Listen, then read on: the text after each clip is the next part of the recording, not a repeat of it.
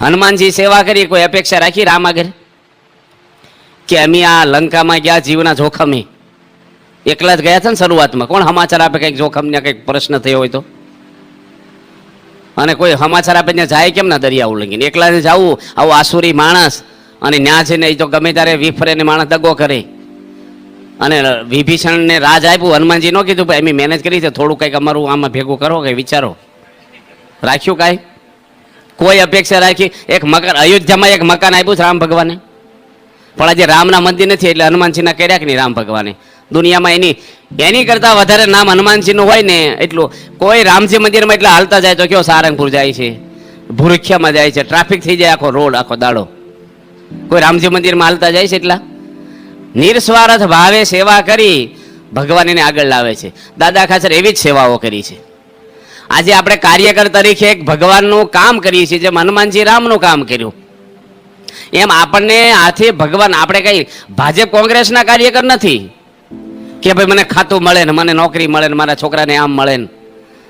આપણે તો અમને એક ભાઈ કીધું કે અમે કાર્ય કરી છીએ ને અમારા છોકરાને એડમિશન ન મળ્યું, અને આ તો સત્સંગી નથી ને એડમિશન એને આપી દીધું. ભાઈ હવે તમારા છોકરા છે એ ભણવામાં શું છે એ તમને વાલો હોય, પણ હવે એને કાંઈ આવડતું જ ન હોય, કેવી રીતે એડમિશન આપે? અને પેલાનો હોશિયાર હોય તો ભાઈ આપ્યું હશે, પણ છતાંય આપણા મનમાં થોડુંક રહે. મને એક કાર્યકર બોલ્યા છે કે મને મારા દીકરાને એડમિશન ન આપવું હોય તો મારે રાજીનામું લઈ લો. બે માણસ કાર્યકર છે, મારું રાજીનામું લઈ લો કાર્યકરમાંથી. હવે કાર્યકર થવું કઈ ઓછા એડમિશનો લેવા થવાનું? આપણે તો અક્ષરધામને એડમિશન લેવા કાર્યકર થયા છીએ.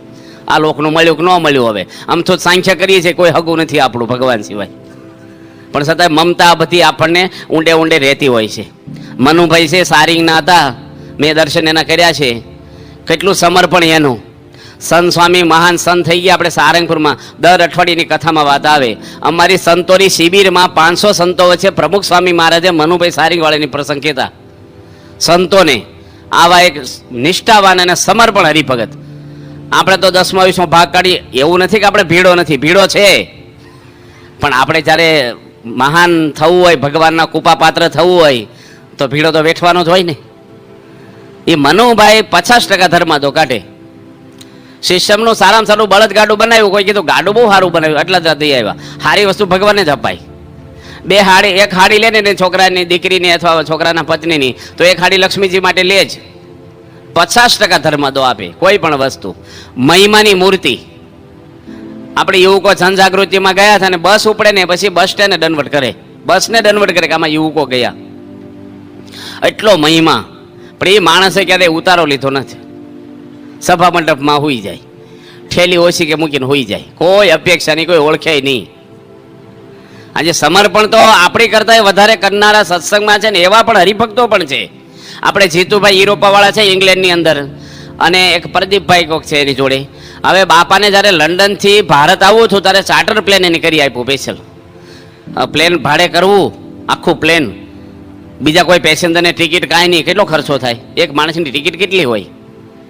એને પોતે મૂકવા આવ્યા એ પ્લેનમાં બાપાને મુંબઈ સુધી. હવે મુંબઈમાં ઉતર્યા ને સામાન ચેક કરવાનો હોય, પેલા એરપોર્ટ ઉપર બધું ગોઠવ, વિઝા ઓલો પાસપોર્ટ બતાવવાનો. એમાં ગાડીઓ તો બધી આવી હતી કીધા પ્રમાણે લેવા માટે હરિભક્તોની, પણ હરિભક્તો અમુક કેવા હોય કે બે જણા બેસી ગયા એક ગાડીમાં, જવા દીધી ગાડી, ઉતાવળ હોય બધાને હાલો પોગી જઈ. ભાઈ 4 પેસેન્જર બેસવા દો, ગાડીની પૂરી સીટ ભરાય.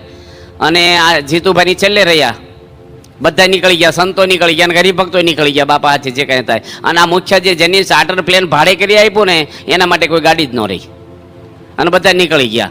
એ જોવે પછી ટેક્સી ભાડે કરીને આવ્યા. સ્વામી બાપાને ખબર પડી બીજે દાડે, એટલે સંતોને વાત કરી તમારે ધ્યાન રાખવું જોઈએ. અને આ લોકોની બાપાએ માફી માગી. બાપા કે માફ કરજો, તમે અમારા માટે છે લંડનથી સ્પેશિયલ પ્લેન કરીને અમને મૂકવા આવ્યા, અને અમે તમને એરપોર્ટથી ગાડી ન આપી શક્યા દાદર મંદિર જેટલું મુંબઈમાં. કે સ્વામી તમારે આવું બોલવાનું જ ન હોય, અમારી ચિંતા જ ન કરાય, અમે તો બાપા તમારા છીએ, અમે કોઈ બહારના છીએ, અમે તો તમારા છીએ. હાલીને આવવાનું હોય તો અમે તમારા સંબંધ હોય છે, અમારા હો ભાગ્ય. સ્વામી કહેજો આ ઘર ના કહેવાય.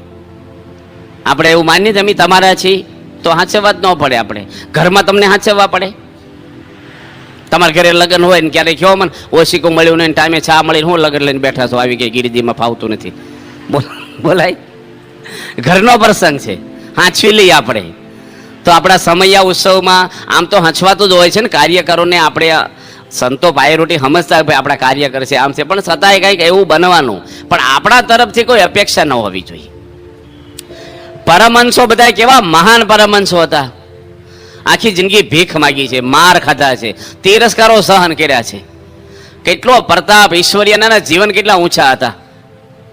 આવા સમર્પણ આપણા પરમહંસો મહારાજ આગળ કોઈ અપેક્ષા રાખી છે કે મહારાજે ક્યાં સુધી આવ્યું અમારે કરવાનું છે? નિષ્કળાનંદ સ્વામી જેવા આવા વૈરાગ, નિત્યાનંદ સ્વામી, બ્રહ્માનંદ, કેવા મહાન સંતો, પણ એક મહારાજના દાસ ભાવે કોઈ અપેક્ષા વગર આખી જિંદગી મહારાજને શરણે પોતે ઘસાઈ ગયા, સમર્પણ થઈ ગયા. તો એવા ઘણા બધા હરિભક્તો આજે આ સત્સંગની અંદર છે. અને શાસ્ત્રી મહારાજના વખતમાં તો એક પ્રસંગ કેવો છે, આપણે હલી જાય એવો પ્રસંગ છે કે પુરુષોત્તમપુરા લાટમાં આપણે જાણીએ છીએ આશાભાઈ અને ઈશ્વરભાઈ, બે સગા ભાઈઓ. હવે શાસ્ત્રીજી મહારાજે એ વખતે ત્યાં જમીનો રાખેલી, અને આ લોકોની મોટી જમીન, સરકારમાં મહેસૂલ ભરવાના પૈસા આ લોકો આગળ નહીં.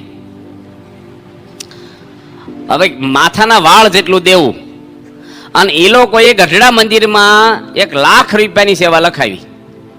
એ લોકોએ સંકલ્પ કર્યો કે શાસ્ત્રી મહારાજ કે શાસ્ત્રી મહારાજ આપણે છેલ્લું મંદિર તમે છે ને આ ગઢડા, તમારી ઉંમર, તો આપણે આરસનું બાંધો. સ્વામી કે આરસનું મંદિર કેવી રીતે થાય?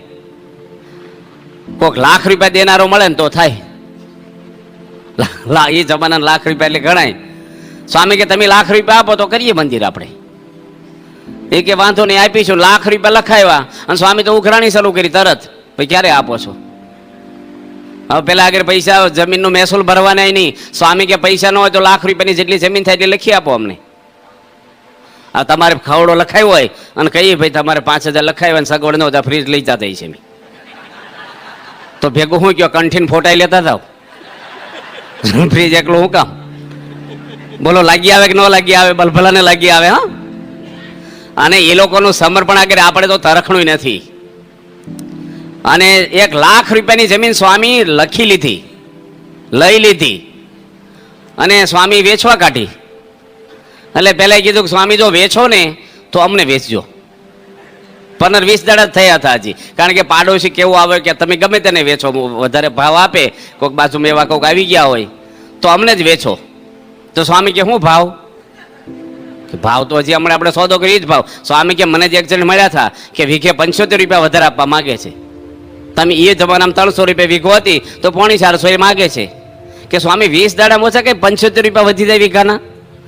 સ્વામી કે પણ તમારે લેવું એટલો, નગર અમદાવાદના એક શેઠ હતા એ એટલા આપે છે. હવે 20 દાડામાં ફરીને 75 વધારીને એને પાછી આ જવાની, પછી લાખના હવા લાખ થયા. હવે લાગી આવે કે ન લાગી આવે? બધા લાગી આવે, પણ એને જરાય મનુષ્ય ભાવ ને. હા સ્વામી તમે જે ભાવ કહો એ